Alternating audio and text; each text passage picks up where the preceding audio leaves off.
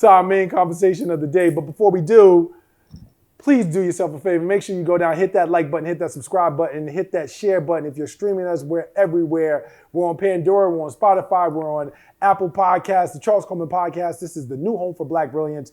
If you are watching on YouTube, make sure you hit that subscribe button. Make sure you're following, liking, and sharing. Leave us in the comments if you agree, disagree, like something, want to hear more about something. Leave us a comment. We check these things. We read these things, and we do respond. So this is a really good time for us to have this discussion. And this is a For the Brothers segment. And for those of you who are new to the show, For the Brothers is a segment where we deal with man shit. Mm-hmm. Not mansphere. Because like mansphere has a connotation to it of like we bashing women or we talking about what these women ain't doing and how they got to show. It ain't got nothing to do with that. We ain't even on that. We're not even really necessarily concerned with those sorts of critiques. But I want to have a very honest conversation. As a Black man, one of the things I have struggled with is feeling heard. Mm. A lot of my experience in different spaces leaves me feeling and has left me not feeling heard. Yes, it happens in male-female relationships, of course. I'm going to just be honest about that. Mm-hmm. It happens, but it happens in everyday life. It happens in corporate settings where me showing up in the way that I do as a person, I'm either not feeling seen or heard. We show up very loud. We show up in spaces it's like, how could you not be heard? You're the loudest in your room. Right. And it's not about that. I want to start with you, CEO, in terms of, is that your experience? Would you say that you agree that as a Black man, there are a lot of spaces where you struggle to feel heard? Or do you feel like it's just really not an issue as much? No, I agree 100%. We are not heard. I think sans like actual death, we are viewed as invincible, like all the time. Like we do not feel pain. We do not go through anything. Part of it's how we've been reared, like in the society. Some of us, coming from the neighborhoods we come from, like it's about being tough, right? So we don't communicate properly often. So we go through things and it's like, we don't know how to put it out there. And so if we never say anything, people just think we're fine. That's part of it. Some of it is just, it's the narrative that's been created, how other people view us. And I'll give you a specific example. So my wife and I, we were pregnant and we lost our son about 5 years ago, right? And the one thing that stuck out to me was how from the hospital to friends and family, nobody ever asked how I was doing. Not once. Like I remember we were in the hospital and we were it was after we lost the baby, we went back for like some sort of checkup or something. And like the nurses just kept asking her like, how you doing? And I'm standing right there. And I'm like, yo, what the fuck? Like, I know our experience through pregnancy is different, but like I lost my child too, right? Nobody. And so like it bothered me for a really, really long time. And I spoke to a couple of people about it. And once I spoke up, people owned up to them dropping the ball on that because they never thought about it. And they really understood that like, we not checking for y'all in the sense of trauma, right? We've come a long way since that, but they're not really checking for us. And then so maybe like a year after we lost them, I did write an op-ed piece about it and shared it. And I got like a lot of feedback. And what I found out is a lot of my friends went through the same thing. So this goes back to the communication standpoint. Like, no, we're not speaking about what we're going through and letting people know that we are hurting. Yeah. Like, I think your point about invincible, like that shit hit me like a brick. And, it hit me, the Black superhero, like a brick. Right. Because I can tell you, like, literally, I want to say it was like, if G was here, sitting on the couch, I would ask her. It was either earlier this week or late last week. I think it was like earlier this week. I went to the lounge on a low day. And I just sat there and I had so much shit on my head. And I was like, I wanted to talk about it, but I almost didn't know how. And like, you know what I'm saying? Like, and so it was like a real kind of jokey like space with, you know, it was small. It was a small group. And I was just like, yo, I felt emotionally raw. And I've had those moments where I felt emotionally raw. And even for me, someone who literally makes his living on words, have not always had the ability to express that. And very seldom is it asked. I think those experiences, for better or for worse, condition you around that invincibility you talked about. Yeah. And but for me though, I would say the most impactful things, right, wrong, good, bad, or indifferent, I have found to be in relationships.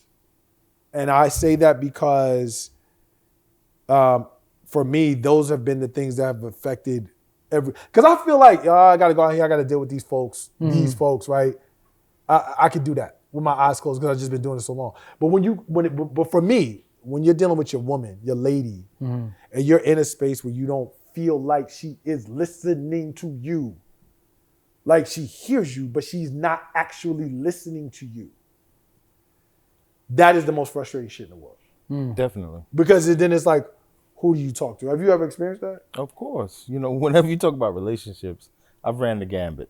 You know, there's We got OG in the know what I'm saying? Like, OG to OGs. you know, I felt it all. But again, in that, right, I always, at this point in my life, I have to say, right, because I was a mess at one point, and I got myself together, right? So speaking from you now as a person I consider got himself together, there's an emotional blanket that a lot of men wear, and we're scared to take it off, right? Some of us are burning up under that blanket, right? It's hot as hell under there. Hot damn.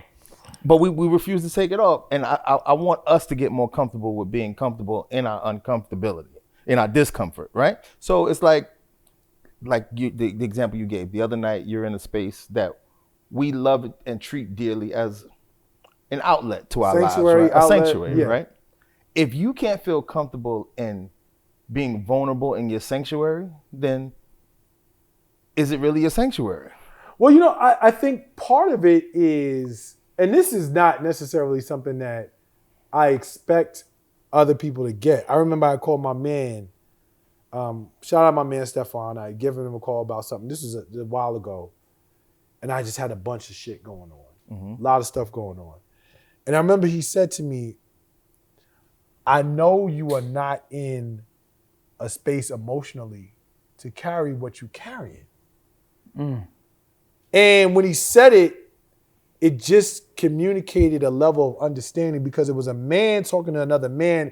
He knew the weight of what it was that I was dealing with because he knew the specifics about this and that.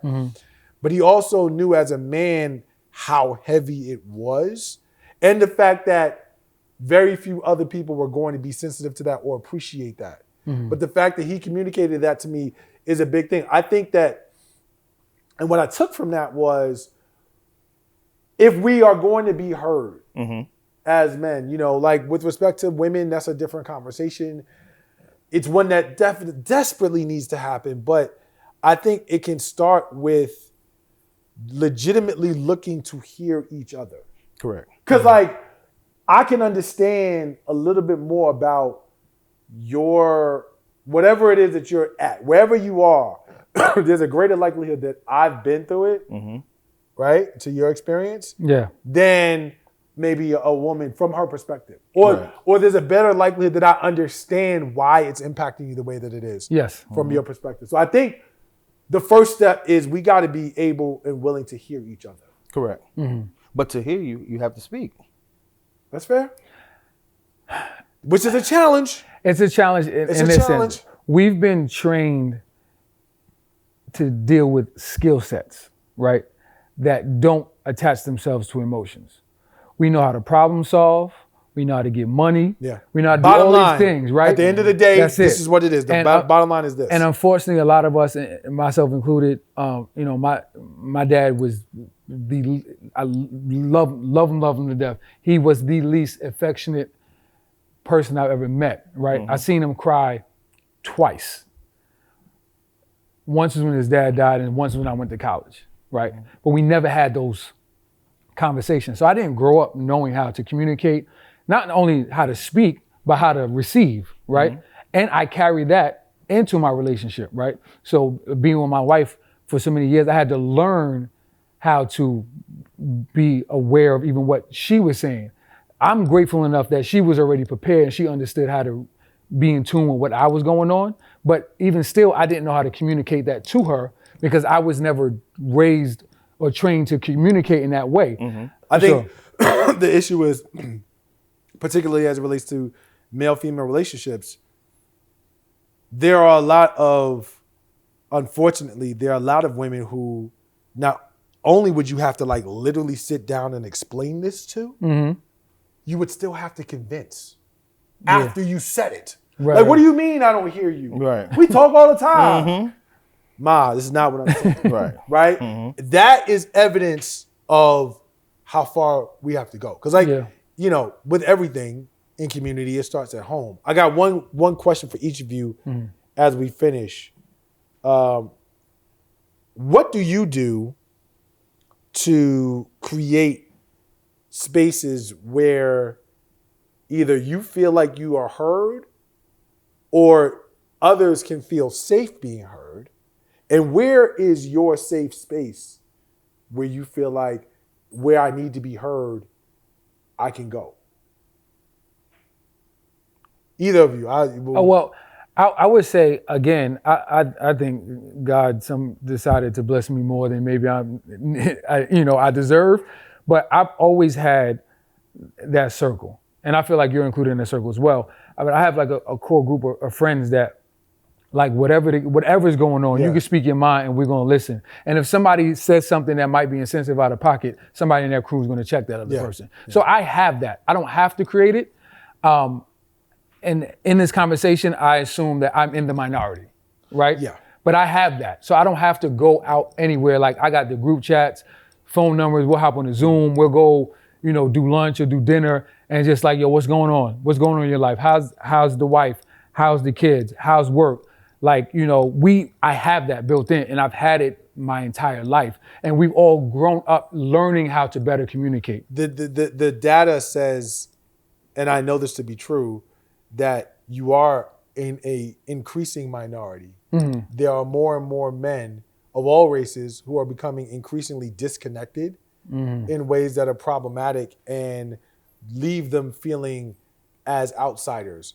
That is a problem in society on multiple levels. Like it's another conversation, but I will tell you that like that notion of having that circle, and I'm honored to be a part of it and you a part of mine, is not as common as it once was. And it's important that we invest and engage those spaces. Before we talk about women, before we get to our relationships, just as men, like that's a thing. Where's your space?